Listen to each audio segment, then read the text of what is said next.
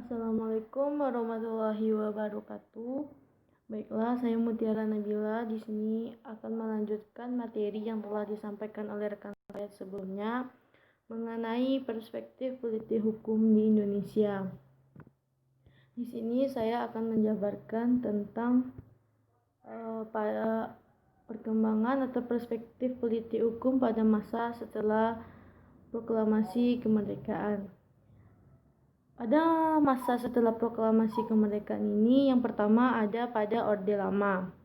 Pada masa yang dipimpin oleh Insinyur Soekarno, Indonesia ini dasar berbangsa dan bernegara yang dibangun memiliki nilai yang sangat tinggi yang dapat menggabungkan kemajemukan bangsa Indonesia, seperti Pancasila yang di dalamnya melambangkan berbagai kekuatan yang terkait menjadi satu dengan semboyan Bhinneka Tunggal Ika, serta merumuskan Undang-Undang Dasar 1945 sebagai kaidah pokok dalam peraturan perundang-undangan di Indonesia dan dalam pembukaannya yang mencerminkan secara tegas sikap bangsa Indonesia baik di dalam negeri maupun di luar negeri.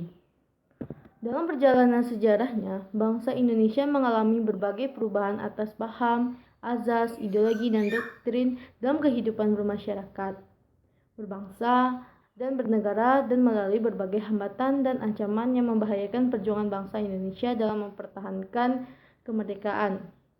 Presiden Insinyur Soekarno pada tanggal 5 Juli 1959 mengeluarkan dekret presiden yang isinya pembubaran konstituente resmi dalam Lembaran Negara tahun 1999 nomor 75, Berita Negara 1999 nomor 69 berintikan penetapan berlakunya kembali Undang-Undang Dasar 1945 dan tidak berlakunya lagi Undang-Undang Dasar sementara 1950 dan pembentukan MPRS dan DPRS.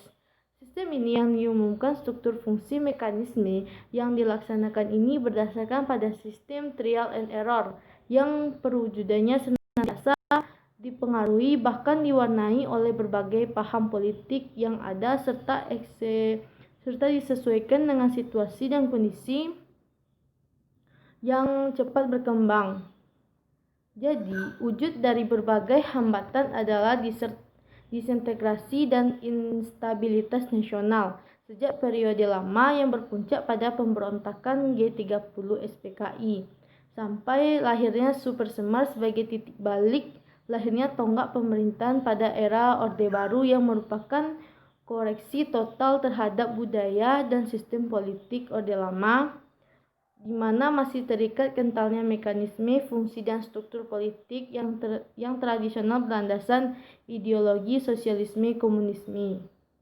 Jadi dapat disimpulkan bahwasanya pada Orde Lama apa yang dicapai oleh pendiri bangsa ini pada Orde Lama sebenarnya menjadi satu kebanggaan bagi Indonesia sampai saat sekarang. Hanya saja ada keinginan yang begitu kuat dari para pendiri bangsa tersebut membawa ke diktatoran untuk menjalankan politik di dalam pemerintahan membawa bumerang bagi dirinya sendiri. Kelemahan inilah yang dapat diambil kesempatan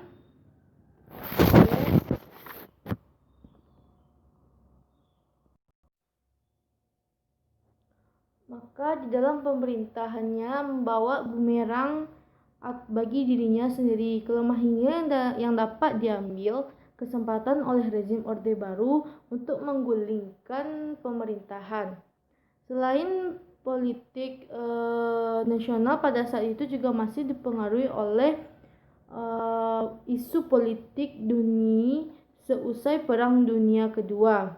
Jadi adanya ketakutan tumbuh kembali paham komunisme bagi mereka. Bagi negara barat juga membawa dampak baik yang dilakukan secara langsung maupun tidak langsung. Secara lebih spesifik lagi di sini adanya dorongan dari negara barat untuk menggulingkan rezim Soekarno tersebut. Selanjutnya masuklah Orde Baru.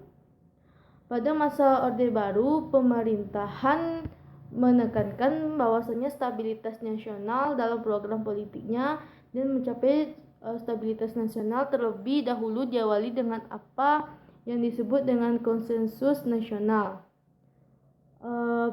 Dua macam konsensus ini ialah yang pertama, berwujud kebulatan tekad pemerintah dan masyarakat untuk melaksanakan nilai dari Pancasila dan Undang-Undang Dasar 1945 secara murni dan konsekuensi.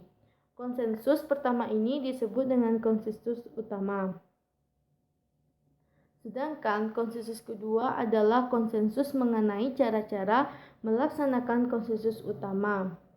Artinya, konsensus kedua lahir sebagai lanjutan dari konsensus utama dan merupakan selanjutnya pada masa setelah reformasi.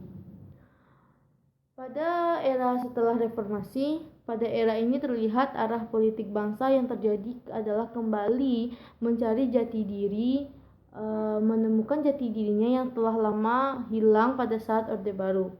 Ini terlihat dari adanya gerakan-gerakan yang mengarah pada kebebasan namun terbatas serta mengekspresikan diri. Adanya suatu sistem hukum yang lebih transparan serta meningkatkan peran masyarakat baik sebagai pembuat, pelaku, dan pelaksanaan hukum atau lebih dikenal dengan sistem demokrasi. Namun, melihat perkembangan arah politik yang mengutamakan rakyat, banyak dari pelaku politik yang dengan segala kemampuan dan kekuasaannya namun belum tentu memiliki tujuan yang baik, mencoba mengambil kesempatan ini. Jadi masyarakat haruslah jeli melihat mana yang benar-benar bekerja demi negara. Mungkin cukup sekian penjelasan dari saya. Selanjutnya materi tentang perkembangan politik hukum pasca reformasi akan dilanjutkan oleh rekan saya Suci. Sekian dan terima kasih. Assalamualaikum warahmatullahi wabarakatuh.